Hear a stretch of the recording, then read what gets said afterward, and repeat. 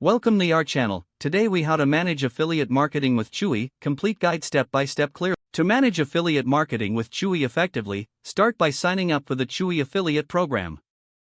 Visit the Chewy affiliate website and fill out the application form. Provide accurate information about your website or social media platforms.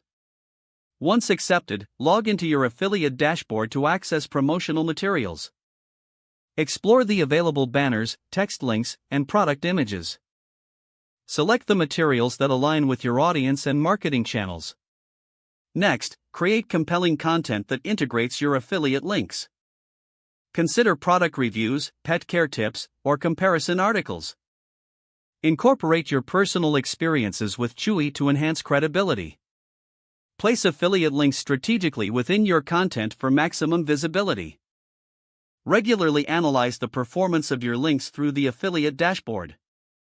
Identify which products or promotions generate the most interest. Adjust your strategies based on analytics to improve click-through rates.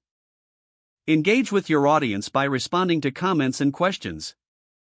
Maintain an active presence by posting regularly on your chosen platforms. Consider using email marketing to share promotions and special offers from Chewy. Collaborate with other influencers to expand your reach. Keep up with industry trends to create timely and relevant content. Monitor Chewy's promotions and seasonal sales to make the most of your marketing efforts. Stay compliant with FTC guidelines by disclosing your affiliate relationships. Lastly, continually educate yourself about affiliate marketing best practices. If the page does not load, refresh the browser or try again in a private or incognito window. Make sure you are using the correct email address, then retype it carefully to avoid small typos. If your password is not accepted, use the reset option and create a new strong password you can remember. Check your spam folder for verification or security emails, then complete any requested confirmation steps. Enable two-factor authentication if available to improve account security and reduce unauthorized access risk.